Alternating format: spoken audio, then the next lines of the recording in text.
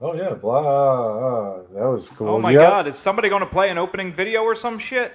I don't know. I have a question though. You ever worry that your belly button might open back up again?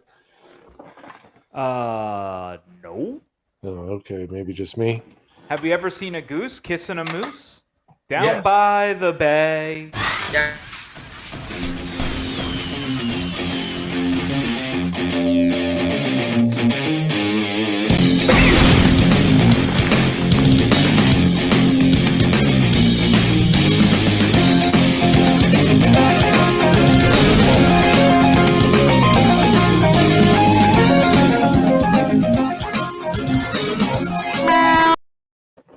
Ladies and gentlemen, welcome to the most electrifying and intoxicating show in all of wrestling podcast entertainment.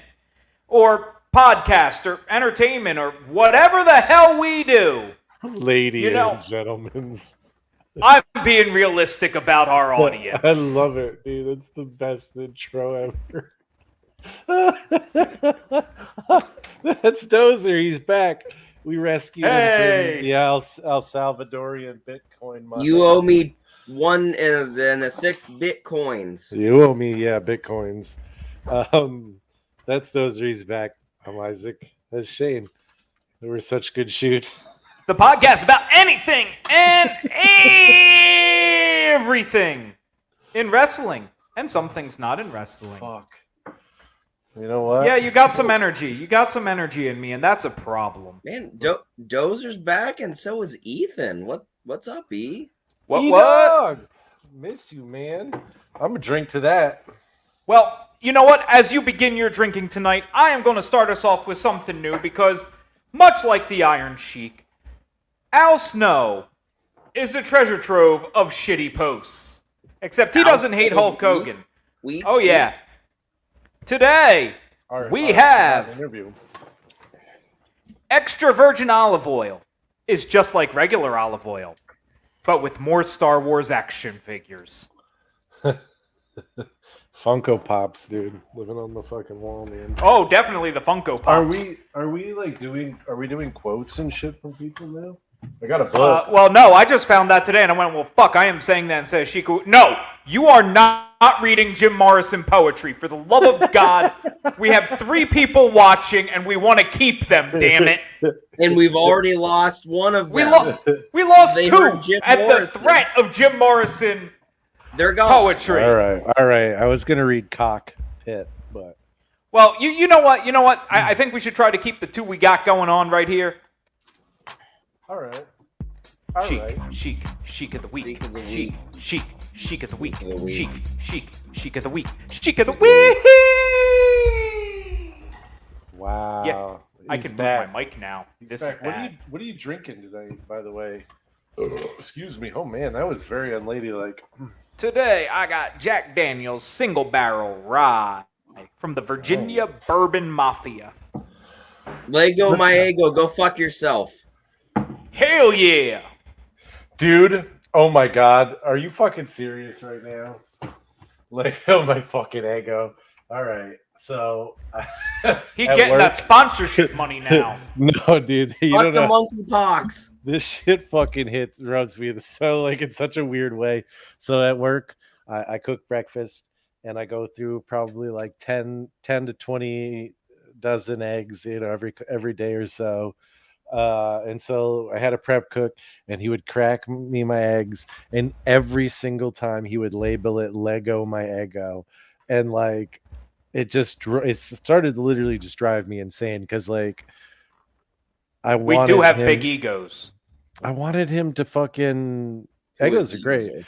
I wanted him to fucking just be more creative, and it led to a whole thing. I'm pretty baked. I won't tell the whole story, but trust me, it's a good one. It's a really good story. So it's funny, and it involves lots of pranks and tricks, and there was a lot of laughter involved. Maybe a butt cheek or two, but Well, Shane, what is Shane drinking? I've got a couple Bush heavies, and then a handle of Sailor Jerry. What? Oh shit! We're all going liquor tonight. I'm doing the Espolón again, and I've got Who- something new. I've got something else that's very Mexican. Oh, no. The Topo Chico. Ooh, Topo They make some pretty Chico! good. They make some pretty good seltzer. Dude, this is a Real strawberry quick, who's guava. the Facebook user? I just want to ask that, and then the strawberry guava Yeah, is pretty good. egos are awesome. Who are you? You probably are already gone. You probably aren't watching anymore. Oh so- no! We've actually gained a viewer since We they did. come. We Yeah. did. Oh, Jim Morrison. No. We ain't talking about fucking Jim Morrison, okay? No, he may not be the tonight. Lizard King, but we ain't talking about him tonight. Now, if we're going to talk about a Morrison, apparently Johnny Morrison or Johnny Elite or Johnny Mundo or Johnny What the Fuck, made an appearance last night on some show on the clown TNT card or something. the Joker. It was a very good match. They beat the crap out of each other. Also, I think that Johnny Elite is a great signing for that company because I feel like he has so much staying power everywhere else that he can kind of just pop in to AEW when they need him, and he won't overstay his welcome and take up a lot of time on television. I think it's a great addition. Well, you know what? Here's the thing, though. The dirt sheets are reporting that we are not part of, because we don't got sources. They were saying that it was a one-time deal. It wasn't a signing. It was a... Oh, no shit. He's there, he's gone. I don't mind that from the company either. Keep it fresh, keep it exciting, keep splashing new faces in. He's Johnny Impact, I think. Who knows where he ends up, man? I think what best way AEW can move forward is less long-term signings, more short-term program-long signings. That's it. Keep it fresh. Keep the names. This just popped in my head. What about Johnny Honor? You never know. It's over to Ring of Honor. Totally. Johnny Rutrow. Johnny Honor, man. I don't know. I mean, he can go anywhere. He can work any fucking match with anybody. Like literally. Like, I don't think it's unfair to say that he is like one of the most versatile talents in wrestling, and I think he's proved that. I mean, people recognize him. Real quick, speaking of Honor as well, Roppongi Vice, Trent Beretta, and Rocky Romero will be challenging FTR for the Ring of Honor World Television Tag Team titles this Friday night on Rampage. Those guys have been the tag team for fucking ever, dude. I was talking to Wade. I was like, it is insane that they are a tag team. Johnny Game Changer. Yes, dude, they've been on AEW television. They were in what fucking like Wrestle Kingdom 10, 9, something. Yeah, like I mean various versions of Roppongi, and if it wasn't Trent Beretta, he was managing Show and Yo and as Roppongi 3K. Yeah, shit's pretty wild. I'm just going to chime in. Since we have in the Coniverse both Ring of Honor and All Elite, I hope to see them totally not acknowledge Johnny Honor and Johnny Elite being being the same person. Have them be two separate people. Just don't acknowledge it and have one day, oh my God, it's Johnny Honor here on Dynamite. I mean, he does have a new name everywhere he goes. Yeah. Oh, he's got the list, dude. It's awesome. Something else worth mentioning real quick, obviously, is the news today that Stephanie McMahon is taking some leave of absence from the World Wrestling Entertainment universe, like on a business level. What? Now, the timing of this is interesting. And it only just now popped into my head because there's another thing that we got to talk about, which is the Sasha Banks thing and the Naomi thing. Now, we all know how instrumental Triple H and Stephanie both were in the women's revolution, and Sasha, like how heavily invested they were both in Sasha Banks. I just wonder how I don't know. Maybe there's something there. Maybe it's coincidence. I don't know. I did say that it might just be that fucking she found out that Kane wasn't under that. It wasn't actually Kane under that mask with Katie Vick. So Facebook user says there's something up with that. They agree with you, Isaac. there's something Yeah. up with that. Who are you? Sorry, you're not showing up, and I want to Who know. are you? Yeah, I Who? could totally agree that could be the case. I also wonder, you know, I also think that it's like that's ludicrous too. At the same time, no. I totally agree. I almost wonder how much Stephanie realizes that like the end of Triple H's recovery here could be the last time in a long time that they could just spend time together with their kids and not be working. You know, I mean, if they're like Triple H is going to be back, you know, full time working, you know, in 2 months or whatever, she could have just said, "Fuck it, I'm taking 2 months off." You know what I mean? I'm Yeah, leaving. but you generally don't have to disclose that. You could just go, yeah, bye, vacation. Yeah, but I will like be on vacation for the next 2 months. also at the same time, like that shit would get out to the, you know, to the dirt sheets, and you know they don't ever care, but maybe they just wanted to nip it in the butt and say, look, this is what's happening. I think there's definitely more to it than that. I don't. Yeah, my gut tells me it has something to do with fucking the fallout from all that. But my other thought is that it has something to do with them selling, and that they're just like she's like, yeah, okay, and they're getting closer. If they're selling, she wouldn't be taking a leave of absence and saying, I'll be back. No, she'd be like, fuck y'all, goodbye. Well, I don't think she would if selling involves her getting the rest of her stock bought out. She's not going to do anything to tank the stock before the sale. Fair enough. You know, and if there is a sale, she could have just left for 2 months and gone on vacation, which she didn't have to disclose. Well, yeah, I don't know. So something's up. Maybe something's going to come out. But at the same or time, maybe we're all being worked. Who knows? Yeah, that's true. Yeah, but I mean, same time, we got to talk about Sasha and Naomi, though. Yep. All I'm going to say before we get into this, as we finish up Stephanie, I said it about Tony, I'll say it about this. They're all a bunch of carnies. I'd like to finish on Stephanie. And that just went someplace else. Okay. Sasha, Naomi. Both of them, too. You're right. Yeah, absolutely. Yeah, that's pretty crazy, dude. So... Is it at all that surprising? I mean, Sasha has been reported many times in the past as being vocally, you know, I guess irritated with creative, having left, having, you know, been sent home, you know, what and whatever else. I mean, yeah. It's hello, Stacy. Nice to have you. Hey, Sparkles.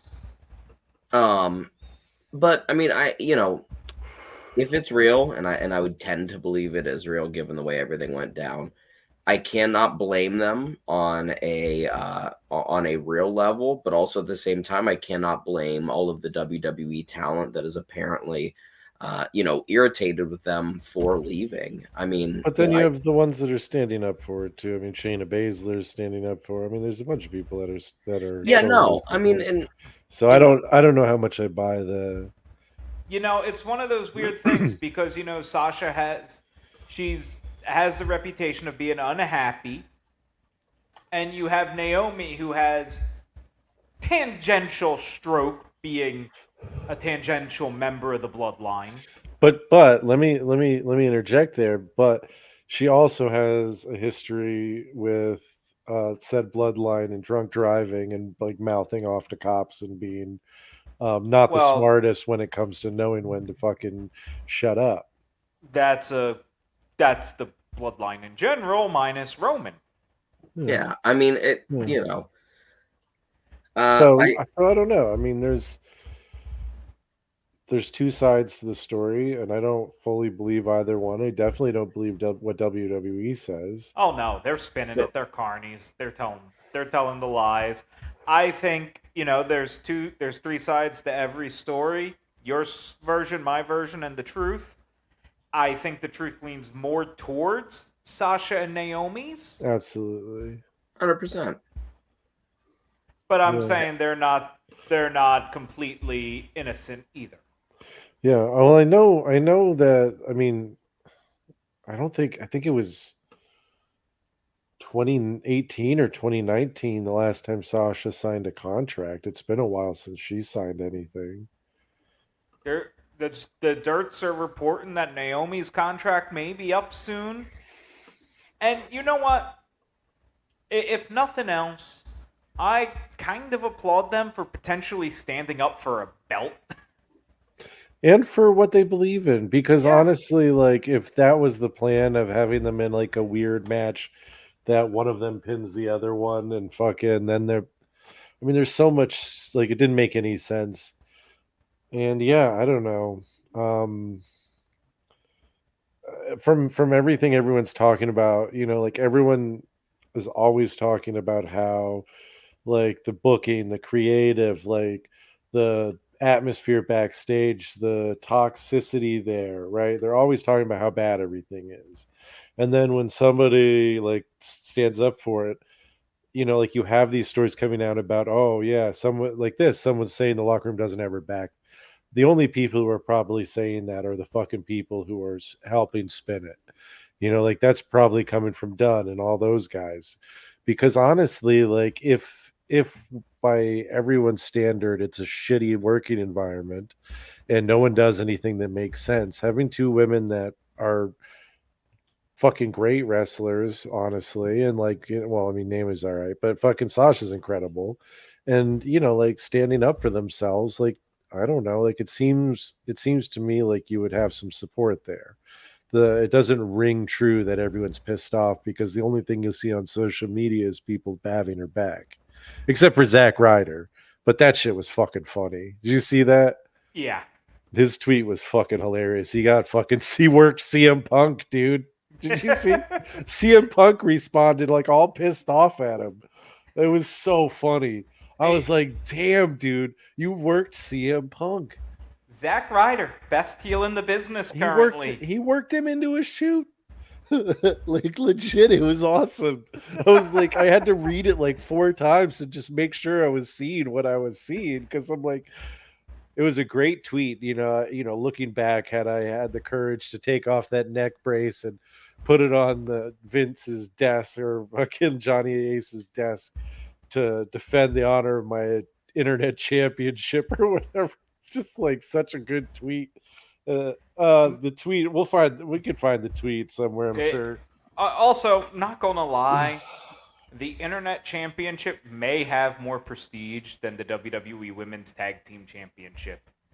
That's completely on WWE there, but No, that's just not the case. The Internet Championship has about as much prestige as the FTW Championship. No. The FTW Championship has more prestige because it at least is older. No, because it wasn't even an active belt for 20 years. No way. Internet Championship and FTW stand on the same ground. But where does it stand in comparison to the SGS Championship? Dude, pales in comparison. It's the greatest absolutely championship of all time. Come on. And I don't know if you got this, but apparently Isaac's match with Nick fucking Gage is for the SGS World Championship. Dude, that would be awesome. I'll fight fucking him for that. I'd fight fucking Cardona for that. He can collect that belt. I wouldn't mind. You're gonna give in the finger poke of doom to Cardona? You just said you wouldn't mind if he took the belt from you. That's insanity. That's crazy. Dude, he might win. He might win. Who knows? I'm trying to find the quote from fucking Cardona was, "If I could go back in time, the night I was pushed off the stage in a wheelchair on Raw, I should have walked into Johnny Ace's office, placed my neck brace on the table, and walked out because I wasn't being respected enough as internet champion." Oh shit! And then CM Punk got pissed off, and he replied, if you'd go back in time to stand up for yourself, you should stand up for the workers now." It's like, dude, come on, man, he's fucking working. But yeah, CM great. Punk is a mark for himself and everything else. But at the same time, he gets a pass because he wore an awesome shirt that He does. was abortion rights are human rights. Is that what it was? Yes. Yep. Yeah, that's awesome. So big props to him. Yeah. Speaking of big props, don't we have a wrestling show to review this week? We do? Let me check the notes here. Well, Yeah. Apparently we Well, have. fuck my ass and color me purple. Well, dude. it's easy to forget. It's from Canada. Oh, Nothing good ever comes out of Canada. Canada. We stand. Not a on single good God wrestler for came from thee. Canada ever. Not a single good big angle ever came from Canada. Nothing good came from Canada. And you know what? It's time to talk about Takeover Toronto. No big intro. Somebody tell me the first match. No, we're gonna have a big intro. Absolutely, we're gonna have a big intro. How could we not have a big intro when it's about Canada, right? Is this it? We're gonna do it. We're gonna do it. We're gonna stand up and we're gonna salute Canada. We're gonna salute Canada. Oh, Canada! Oh man. And Dozer just hit the Dude, no, disrespect of our northern neighbors, bro. Yes. That's not copyrighted material. We're allowed to play that. Yeah, They say they stand on God for you, dude. They're like, "Oh, Canada, we stand on God for thee." Well, speaking of Canada, the first match of NXT Takeover Toronto 1 was Canadian Bobby Roode versus Canadian Ty Dillinger. And this was the match that I asked for from the last takeover, where I was like, "Why didn't they give us this?" Yes, and they gave it, and honestly, it was. I don't think it was better than Andrade versus Bobby Roode. It was a little better because I think the crowd was more into the match than the Andrade match, but I think that was really the only thing that elevated it from that one. It was just It was a match. good pro wrestling match. Si, senor. It was maybe a little long. It was a little slow. But the crowd was very into it. At this point, Bobby Roode had firmly stepped into being a heel and getting booed by the crowd. Ty Dillinger was riding the whole 10 thing. They were both super over. The crowd loved them both. There really wasn't a whole lot to note. It was just a good, if not spectacular, opener. I told Wade earlier a 3, and I think that might have been a little high, honestly. Now that I'm talking about it, I think this was a 2.75. So, my whole thing is, I'm not going to talk much about the match, but what I will say is, I think at this point in his career, Bobby Roode was the perfect addition to the NXT roster. Oh yeah, he is at that point, glorious, coming towards the end of his prime years, and just there he can make Ty Dillinger look great, who was still very up and coming at the time. I thought it was a good move. The match was good. I'm going to disagree with you. I'm going to give it a 3.25. I'm going a little higher on this one because I like Bobby, and I'm always a fan for beer money. And sorry about your damn luck. You appreciate the pomp and circumstance. Yeah. No, I loved Bobby Roode at this point. I loved the entrances. The crowd was so into both of them. The match, it was a good opening match, but nothing like stood out about the match itself to me, other than like it was a great match. It was an average wrestling match, and if it's that average, I got to give it a 2.5. It wasn't spectacular. It wasn't bad. There was nothing bad to say about it. There's nothing great to say about it. Am I going to have to issue an apology to the 51st state of Canada? For what? I don't know. There's a lot of stuff here about Canada, people liking it. And Oh, that's part of the My Home and Native Land. It's part of the song that you come. oh, I don't know. Yeah, dude. Look, Oh, I hear it on the rare Canada, my occasion home that and Canada's native winning a land. medal instead of the Yeah. U.S. on our Olympics. It's the only time I hear the Canadian national anthem. So, But yeah, 2.5. This does the one thing. The Meltzer? one thing with Bobby Roode. Wait, before Meltzer, the one thing with Bobby Roode is all those TikTok videos or whatever they did with DIY. Yeah, the Glorious Bomb. Oh my god, dude, those were fucking awesome. So funny. The only second only to the I'm so mad right now. I'm gonna punch the first person I see. Gosh damn it, Brock, no. Like that shit, dude. Oh man, that hits different. That hits different. well, and the Meltzer rating is 3.75. Wow. Little high there, Melt. He likes this one. Hey, no, it was in the Tokyo Dome.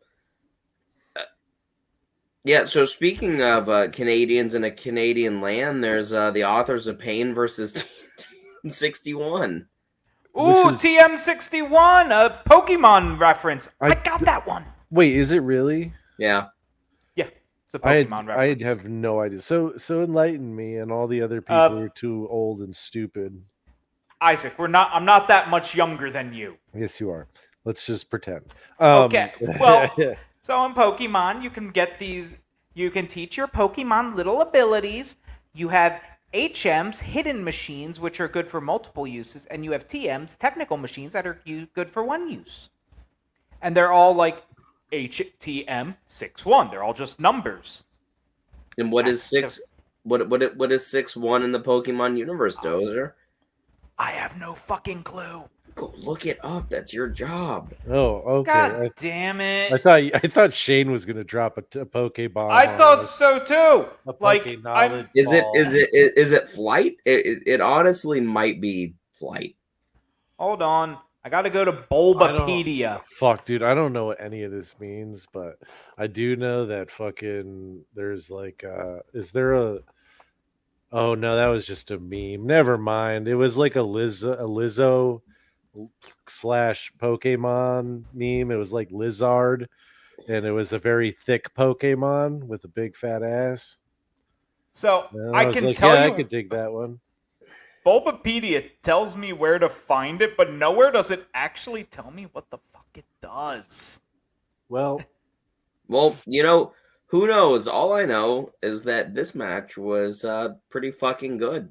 yeah. TM61 is one of those weird NXT tag teams that they were a flash in the pan, and then I think one of them got injured, and then they just kind of got released, and nothing ever happened. And somehow a worse their name. name is now way worse. What? Their current name is now The Mighty Don't Kneel. See, that's Yes. way better. That's And way No. They also have better. TMDK. Jonah TMDK Rock, sounds otherwise known way as Bronson Reed, in that stable. Bronson Reed. TMDK is fine. The Mighty No Neil's fine, but the other shit, it's if you're like, hey, I'm here as an ass kicking machine. My name is TM61. They're like, what the fuck does that mean? It's like, well, it's like a Pokemon thing. I don't think they're supposed to be an ass kicking machine, man. I think that's the Authors of Pain gimmick, and they're But called the even Authors of so, if you're supposed to be a fighting Pain. team, you're a team of fighters. You're like, yes, Bro. we're the Powerpuff Boys. Then it's like, Israel Adesanya, the middleweight champion of the world in the UFC, does fucking Naruto taunts at people, bro, in UFC fights. that's So- slightly different. That's slightly different. But either way, this match was the weakest match of the whole night. Yes. It was. I mean, no. What was weaker than this? What was worse than this? The first match. Really? Yeah, no, I don't think so. 100%, man. This match was incredibly short. They spent more time putting an old man in a shark cage than they did doing anything that interesting. It wasn't a bad match, but it wasn't. It was like what, like 7-8 minutes, and nothing happened. And but it was high speed, high octane. The big dominating Authors of Pain versus the high flying faster TM61 worked. I really enjoyed whichever TM61 member doing the big dive off of the scaffolding. I liked oh yeah, that's how it started, right? It just started with him jumping off that weird scaffold. No. It started off with some brawling, and then they ended up out there. I'm not saying it was bad, because this really was, if anything, the first takeover where we started having like the smaller cards where they didn't put anything that was garbage on it. Yeah, they but this match just still didn't hit that hard for me. No. Also, TM61 is a move called Will-O-Wisp, so could be a Jeff Hardy reference. Wait, what? That's probably a Pokemon Jeff Hardy reference. They double dipped in the. I love the name. Will-O-Wisp. Yeah, I really like their manager, Paul Ellering. I liked him dropping the chain out and everyone going, "Oh god damn it," like it's gonna be the classic like Precious Paul. God damn, dude. The gimmick didn't play into the finish, even though it was the whole gimmick. But I love the immediate fake out. That was good. And Authors of Pain looked great. Like, I can understand why people wouldn't like Authors of Pain if all they saw was the main roster run, but they were awesome here. They're a good tag team, and they're intimidating. Like I said, it wasn't an issue with those guys. One, it was the biggest thing was like the hype around the shark cage was just like overblown. I do love Precious Paul. If you go back and look at that motherfucker back in the 70s, have you seen pictures of Paul Ellering in the 70s? The dude looked like fucking a mix between Jesse Ventura and fucking Hulk Hogan. And then he like blew out his knees and couldn't work anymore, and so he became a manager, and fucking what a career he had doing that. But the Authors of Pain were great. TM61 just never felt like it was a team that was actually going to compete in the match. And I think like maybe it was different watching it live, although I never remember feeling like they had a chance of winning. But and I think that took something out of it. Is like it was sort of felt like a glorified pay-per-view squash match to me. It was, where the little guys got some high spots in, but ultimately like it was fairly quick, and it wasn't, like I said, it wasn't bad, but it wasn't anything special. It was a 2-star match for me. So I'm just going to come in here and first say our made-up story of TM61 and what it means is way better than the actual what it means according to Wikipedia. TM stands for their last names. 61 stands for the dialing code of Australia. See, they're both bad. That's both bad. That's worse. TM61 is not a good name for a tag team. It just isn't. Like, I'm sorry, it just isn't. You're right. It was mid. This match was mid. And I'll give it a mid of 2.5. It was mid. Yeah. A 2 for me. 3. Shane liked it. Well, ladies and gentlemen, Shane, drink. Damn, dude. Good job, Meltzer. Mini Meltzer here. Yeah, I do think the Authors of Pain got shafted in the long run because they could have been an incredibly awesome dominating tag team. They fucked them up coming to the main roster. Shocking, I know. Every other tag team that's got up literally. I don't know, man. I don't know how much of that wasn't them. Like I said, they literally were there and then they just disappeared. Could they have pulled the plug? Sure. You have no Eh, idea.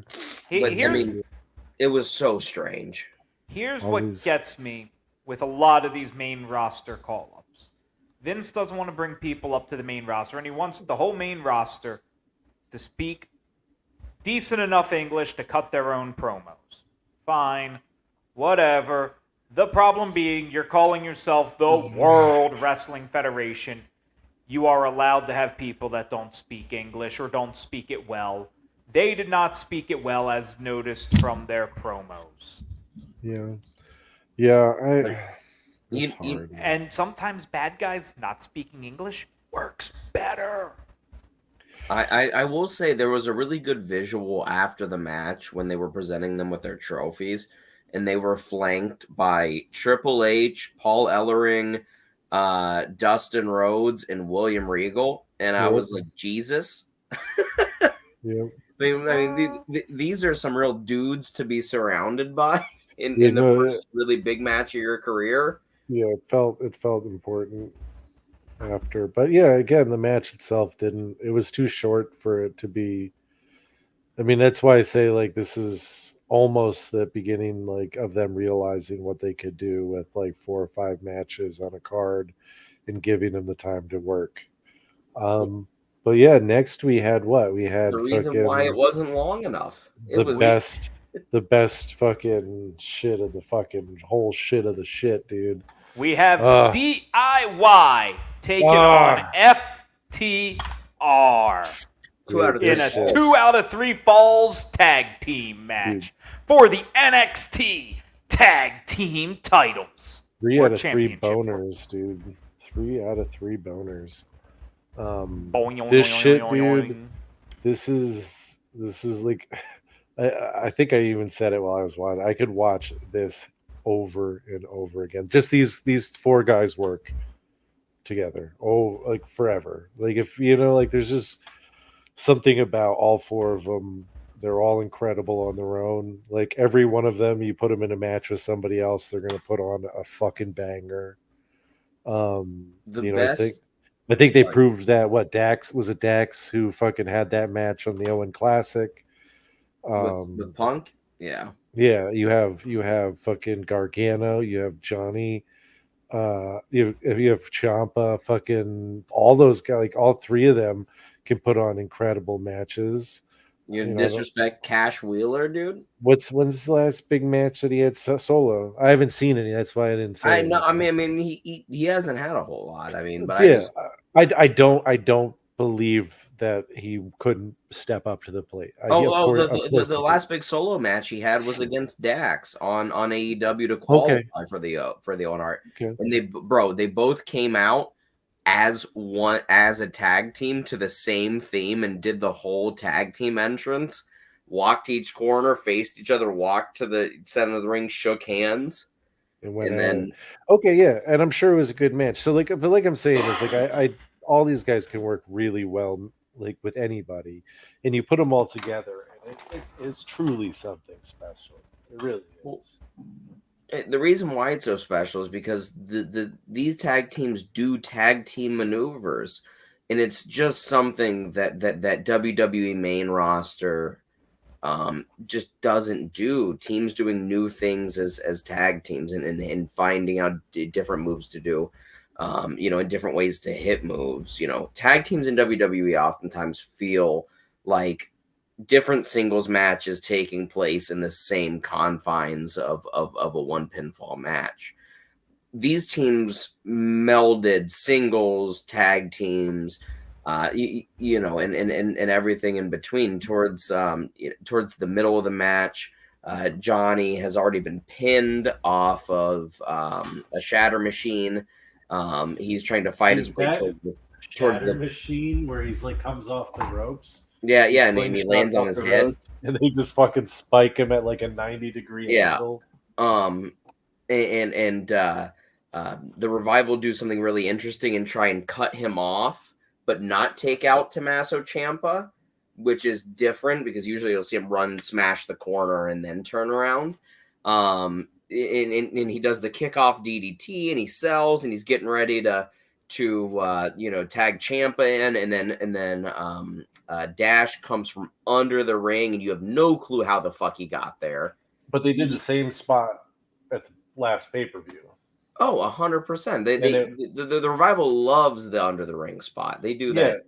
And they still do that. They did this a few times in this match where they jump back to that match and how like these certain moments that really like shifted the momentum for DIY against them, right? And in this match, the storytelling was like them trying those same moves and then like being like, "You're not getting us this time." That was like the perfect moment of like Ciampa like catching it and seeing it coming and kicking them and like them getting the tag, but then the ref didn't see the hot tag. And he has to go back, and you still have to build for that hot tag. And yeah, it worked really well. I think they were working towards the second fall when DIY hit the shatter machine on one of the Revival, and they kick out, and then towards I think the end of the third fall when the Revival go to hit the meet in the middle on I think it was Gargano, and he misses, and it's so stupid and comical, like because he misses so bad, like there's just no way this would have worked, but they sell it. The chop block that Dex hits on Johnny towards the end of the match was nasty. The double kicks to the head for the second pin, the second fall was great. Yeah. The meet in the middle, dude. Yeah, that was great. Great. They and then you think Johnny's gonna lose because both legs are hurt, but then DIY. Well, they also got him in that same spot, where they get him in the submission in the middle of the ring, where he tapped out at the end of the last match that they had at the last pay-per-view. And they really played that up as he's about to tap, and he finally breaks out and gets and like there was that was more callbacks and more great storytelling, and goddamn, the right team won. There's really nothing bad to say about this match. I have nothing bad to say about it. And the Revival both tap out in the middle of the ring simultaneously, so there's no denying at this point who the better team was. But yeah, no, it was a 5-star match. I know that Big Daddy Dave won't rate it that, but no, but you're right. I will. I'll give it 5. Stuff. Things. 5. Another classic Dozer rating. Stuff things 5. All right. Well, with a 4.8. Well, I can assure you we're not getting to a clusterfuck because we know he didn't give any 5s during this time period, so we're just going to do our drink for the 3-way. Yep. And Meltzer gave this match. These things are so fucking good. A 4.5. I mean, that's a WWE 5 if I've ever seen it. Yeah, no, that's honestly totally irresponsible. I honestly really don't think it's a 5-star match, but man, like I was feeling so nostalgic watching this and just like remembering falling back in love with really good wrestling. I was so stoked. Yeah, I mean, it was a good time for wrestling, that's for sure. Now, if only there was a promotion that was basically doing this on a weekly basis. Dude, Topo Chico hard seltzer. I'm sorry, I'm fucking shocked. This shit is the best hard seltzer I've ever had. It's pretty good, man. Yeah. It really is. This strawberry guava, fuck, man. Dude, seltzer's come a long way in the past, like, 4 years, man. Yeah, I mean, I don't mind. I drink a lot of hard seltzers when I'm, in the mood, but this... It's good. Hitting. It's feeling good. Really, I mean, maybe it's the tequila and the fucking 2 blunts and the fucking gram or so of hash oil and the 2 edibles and the being up since 3 a.m. Ladies and gentlemen, you heard it here first. Topo Chico slaps. It does, dude. Speaking of slapping, I hate to be the bearer of bad news here, but I'm super unprofessional and I just kind of have to go potty. So Isaac, talk about Mickey James versus Asuka for a second. I'm sure there's things you want to say that I don't want to be around for. So I'll be Remember back that in time about when 2 minutes. Shane's gonna go slap the monkey right now, and while he does that, Isaac's gonna talk about this match because, hey, Mickey, you so fine, you blow my hey, mind. Mickey. Hey Mickey. Yeah, this seeing Mickey James come back was awesome. How do you not think of Mickey James and not think of WrestleMania and her grabbing pussy and licking her hand? I mean, That is one of god the great damn. WrestleMania moments of history. Dude, I mean, Jesus Christ. I mean, how tell me you haven't at least fucking started a session with that. You know, even if you're ending on something a little more risque, you know, there's The definitely other plenty Mickey of, stuff out there. yes. Oh yeah, the Mickey Mouse gangbang videos, dude. That fucking Not what I Disney. was talking about, but you can do you, dude. Wait, what other Mickey stuff is out there? You do know she's posed nude and done porn, right? Oh, did she? Yeah, she did. Yeah. Oh, yeah. Well, that. Oh, I thought we were talking about like something, you know, something interesting. Yeah, yeah. No. You know, yeah, I've had some pretty embarrassing faps with some porn chicks. Let me tell you. Let me tell you. The Wow. Okay. Great. So Mickey James versus Asuka. How was it? oh, we were just talking about Oh, I porno heard. and Yep. jerking off and Yep. how I was kind of ashamed because I've definitely jerked off to the Tammy Sitch videos. Oh dear God! Would somebody talk about this match? Yeah, it was. This is one of those things, and I'll get. I'm on a serious note now, so you can relax. You don't have to hit the mute button.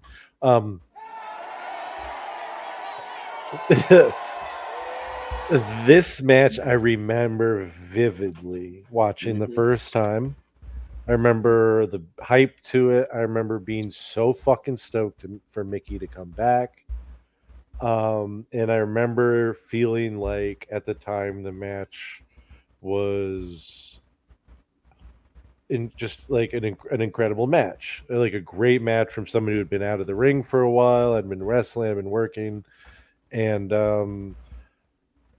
knowing who is going to win with like the whole like knowing that There was Asuka's going to win. never Now, any doubt Asuka was gonna. I know, but it's still like there was still a chance of somebody breaking the streak, and I think that took away from it in my second viewing.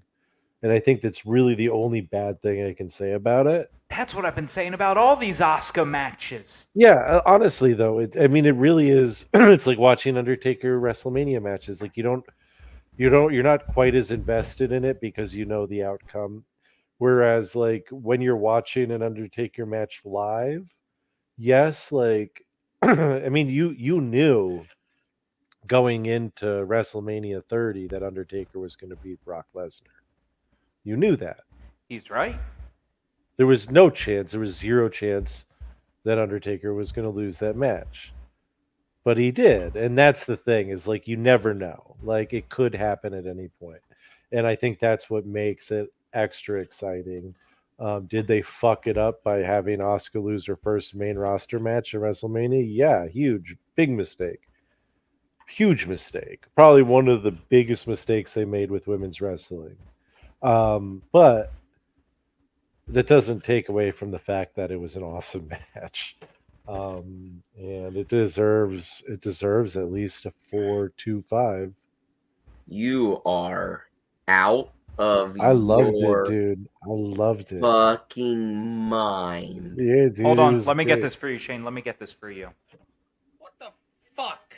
You're I don't know, dude. Did you crazy. see Mickey? A 4.25?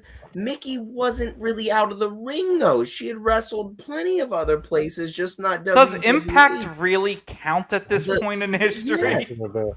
Yes. Okay. The crowd chanting "You still got it" at her is just offensive. That's called a WWE mark, where all that exists is WWE.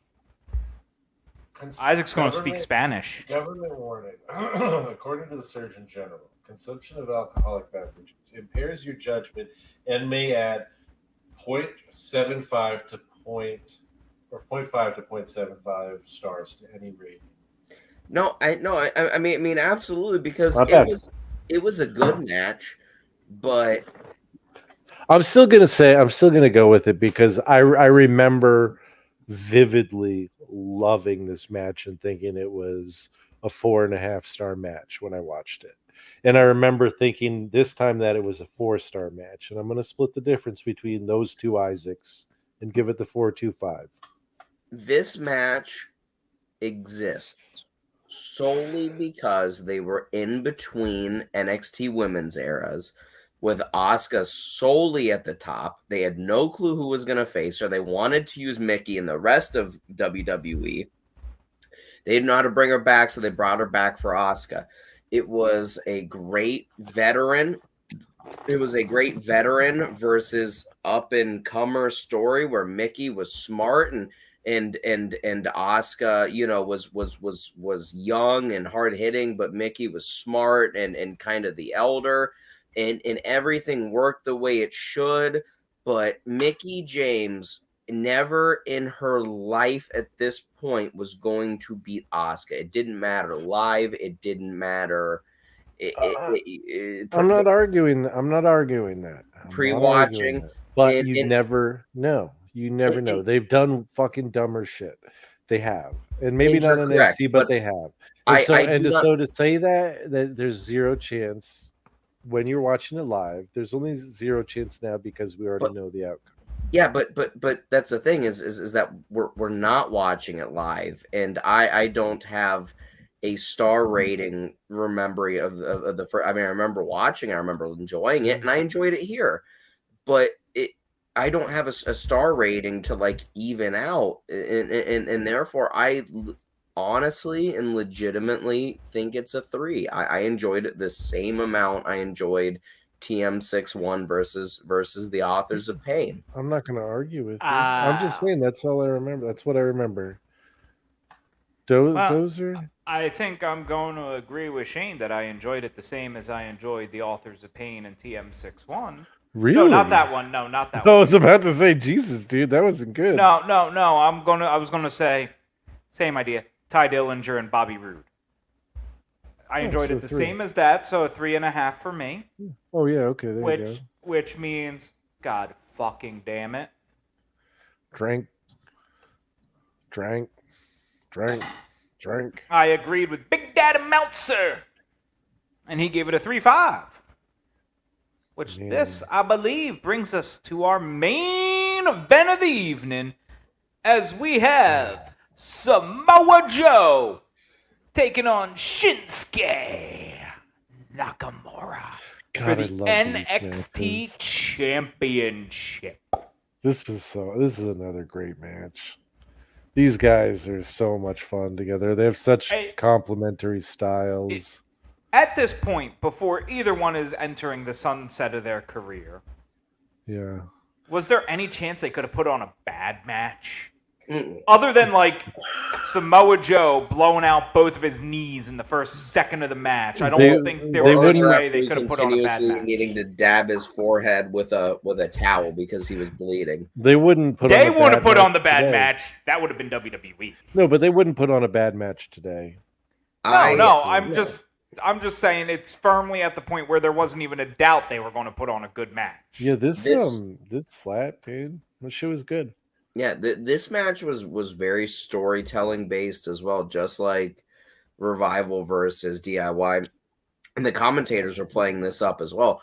The first 5 minutes of the match or so were really slow, whereas the last pay-per-view, Isaac and I watched and reviewed, they start off fast, a lot of big hits, a lot of absorbing damage. This was slow and cautious. They started off with like the feeling each other out MMA stances and throwing feints and jabs just at the air and feeling each other out. And it just built and built and built. I loved Joe towards the end of the match hitting the dragon suplex and then clutching into the straight jacket. and just getting more brutal with the suplexes. I loved all of Nakamura's knees and strikes. I loved Smojo's open hand, slaps. You had Corey Graves calling, like, just incredible, just doing such a good job. He loved calling Nakamura, so it just added to it. Yeah, I mean, just going crazy. Mhm. Real quick, Tom Phillips, I think, is the best truly neutral play-by-play in the business today Very underrated. because Excalibur, AEW, not true neutral, little face leaning, but Tom Phillips, absolute true neutral. What are you doing? You don't need to know what I'm doing. He's No, looking at me. He's talking to me. I have a smile on my face because I haven't forgotten my critique here. My Ooh, complaint. you have a critique. I have one complaint, and it fucking just, I don't know. It annoyed me, and it annoyed me because I'm an old grumpy bitch who hates everything. At least you acknowledge it. I don't like anything. I hate fun. The fake the fake violin playing. I don't know why it bothers me so much, but it's just it. After the last pay-per-view where we had a live violin entrance that was fucking amazing, like legitimately one of the best Nakamura entrances of all time, and then to go to one where like you just have like fake violin player after fake violin player after fake violin player doing different things with their violins, and the only sound that's coming out is the obviously pre-recorded like original uh theme song, and it's just like, why are you pretending? You just get that dude again. Bring that dude back, or bring a Canadian person who actually plays the violin. They have violin players in Canada. They do? So Yeah. Isaac, what do you rate the match with the fake violin entrance? With the fake, I'm not rating with that. The fake violin entrance was not. It Okay, wasn't egregious enough to affect the rating at all. gotcha. Even if we rated with entrances, it's not enough. It's not enough. It was just one of those things that was like, I'm just like, why? Like, fucking why? Yeah. I don't think this was better than the last match we watched, though. And I think I rated that one a 4.5. So I think it's responsible to rate this one a 4.25. It's a great main event. The pop at the end of Nakamura's entrance after they all get done singing, That, yeah, I should have mentioned where the that. crowd just starts applauding and whistling and just fucking going crazy. It feels like a big fight feel. The crowd is just stoked to be there. I mean, yeah, it just worked. As far as in-ring work, like I said, I think I liked the last one better. I think it was a little bit more violent. I think it was a little bit more strike heavy, but that's just kind of what I like. This one was a little bit more tactical, a little bit more submission and groundwork heavy. Samoa Joe was chopping at the legs and Nakamura. And yeah, a 4.25. See, and I think I agree with you on almost everything here. I believe, and I could be totally wrong, but I think we agreed on 4.5 for the last main Pretty sure. event. And I agree that this felt like a different match, as in they had both gone all out and tried something the first time, and both of them didn't, sort of felt like it didn't work for them. And so, they both came out with a different game plan in this one. And yes, it was a different match, but I think that's why it didn't feel like, we were watching the same thing for the third time in a row. Oh, I agree. I just didn't like it as much. No, but I think for me, I think it was because they really genuinely changed the pace of the match, and like the whole feel of the match and the style and everything so much from the previous two they've put on that like it just kept me fully engaged. And I don't think I can say I liked it any less than the last one. I definitely didn't like it more, but I don't think I can say I liked it any less. And I'm going 4.5. I mean, I think the only, I think had it not been for the ref stoppage in the one, like the first match or whatever, or the ref continually like fucking up that match, that probably would have been the best of the three of them. Had they just let him bleed, honestly. But they didn't. So, but yeah, exactly. They didn't.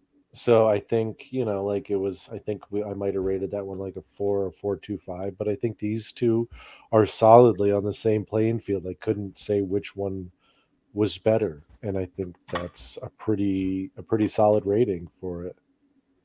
Well, Isaac, I have to thank you.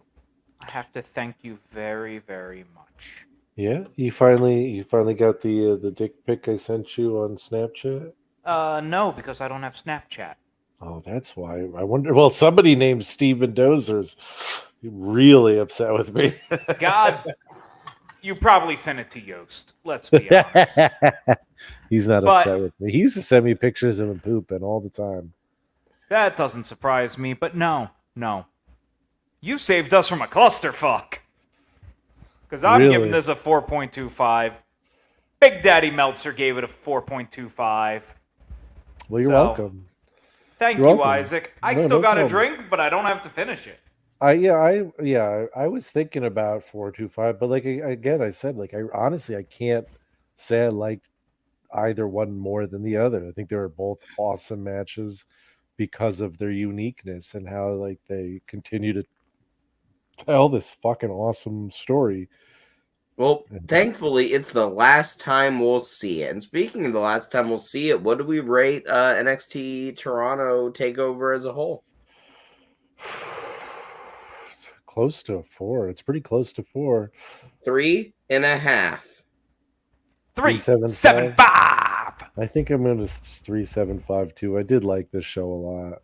It's a watch with confidence. Yeah, it's one of those shows that I wouldn't say it's to go out and watch it now, but it's definitely like you want to watch see it before you die.